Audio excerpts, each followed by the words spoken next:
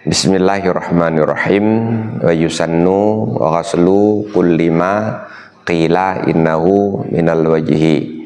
Dan disunnahkan membasuh tiap-tiap barang yang dikatakan orang bahwa sungguhnya barang itu bagian daripada wajah. Ada bagian-bagian di sekitar wajah yang menurut pendapat mu'tamad bagian tersebut tidak masuk dalam wilayah wajah. Tetapi menurut sebahagian ulama bagian tersebut masuk dalam wilayah wajah.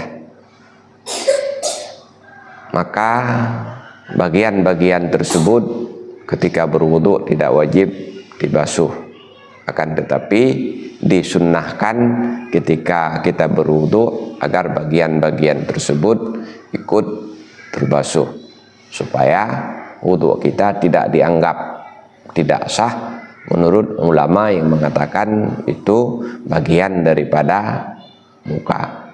Ini masuk di dalam kaidah mura'atul khilafi mustahabbun.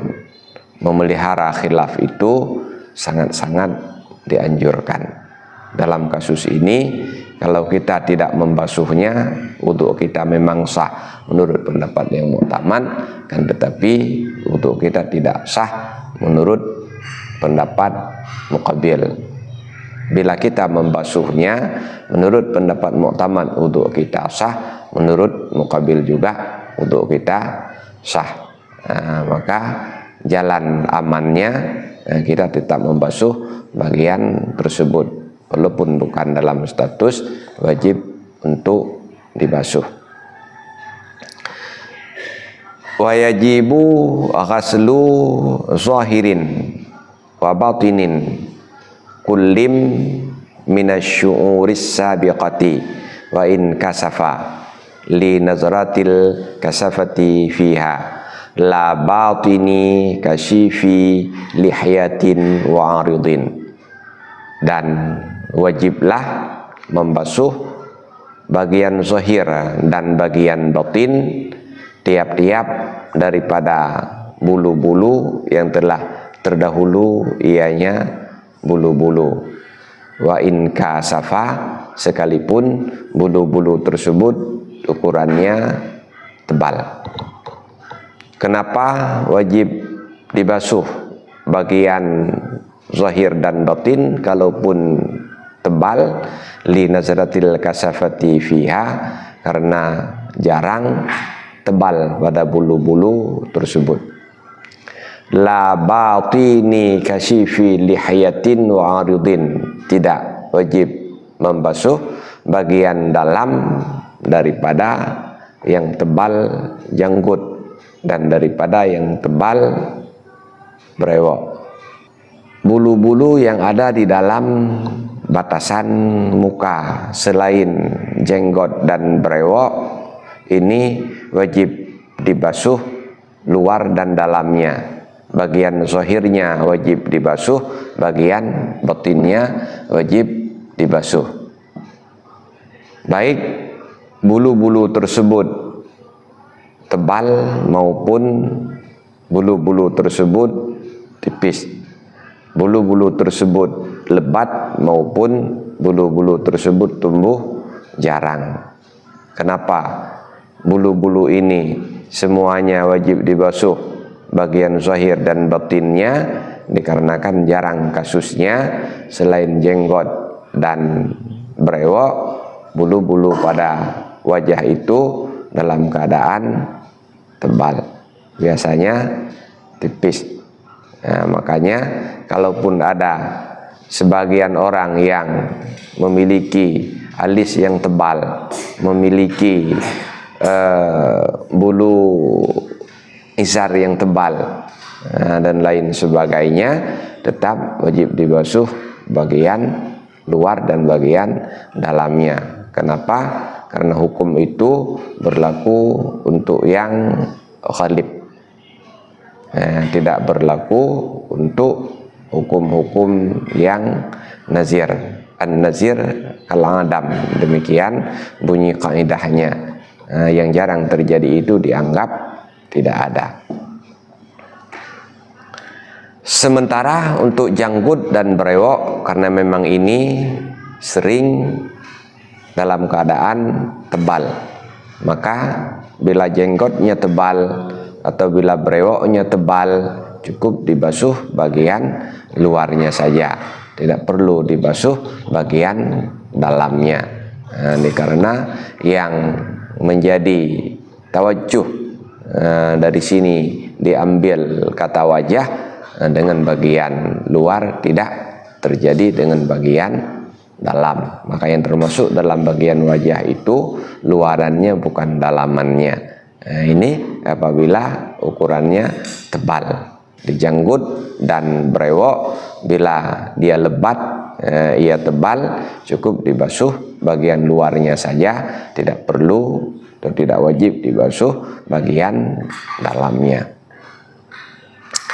Wal kasifu malam tural basyaratu min khilalihi fi majlisit takhatubi urfan.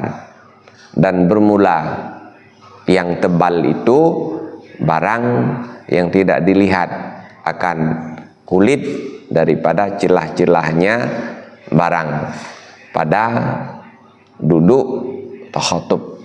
Majelis takhatub ini diduduk biasa orang-orang yang saling berbicara, urfan pada uruf. Jadi ukuran tipis dan tebalnya ini menurut pandangan uruf. Ukuran tebalnya ini dhabitnya bila kita duduk secara berhadapan dalam majelis takhatub, tidak terlihat kulit dari celah-celah jenggot atau dari celah-celah brewok tersebut. Jadi begini ukurannya. Coba kita duduk sekitar 1 meter, sekitar 120 cm atau sekitaran itu, tanpa memperhatikan secara jeli, dilihat sekilas apakah celah-celah jenggotnya menampakkan kulit atau tidak.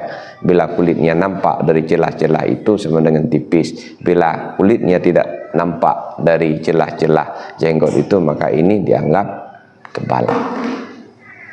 Wa yajibu ghaslu ma la yatahaqqaqu ghaslu jami'ihi illa bi ghaslihi li'anna ma la yatimmul wajibu illa bihi wajibun. Dan wajiblah membasuh barang yang tidak pastilah terbasuh sekaliannya muka, kecuali dengan membasuhnya barang. Kenapa? Karena kaidah ma la yatimul wajib illa bih wajibun. Bermula barang yang tidak sempurnalah wajib kecuali dengannya barang, itu juga wajib. Di bagian-bagian yang tidak mungkin membasuh muka bisa terlaksana secara sempurna kalau tidak ikut terbasuh bagian tersebut, ini juga ikut wajib dibasuh walaupun dia bukan bagian daripada wajah. Di sekitar batasan-batasan wajah itu, kalau kita tidak membasuh lebih sedikit, ini tidak bisa memastikan bahwa seluruh bagian wajah sudah terbasuh. Maka pada batasan-batasan ini harus dilebihkan sedikit. Yang dilebihkan sedikit inilah yang dimaksud mala yatahaqqaqu ghaslu jami'i illa bi ghaslih. Maka batasan-batasan ini harus dilebihkan sedikit, dari batasan ke atas dilebihkan sedikit, ke samping dilebihkan sedikit, sampai di sini semua dilebihkan sedikit, supaya terjamin bahwa bagian daripada mukanya terbasuh secara sempurna. Ini masuk di dalam kaidah fikih ma la yatimul wajibu illa bihi fahuwa wajibun. Sesuatu yang tidak bisa sempurna kewajiban tanpa melakukannya, kalaupun dia tidak wajib tetap wajib untuk dilakukan. Wallahu a'lam bishawab. Walhamdulillahi rabbil alamin.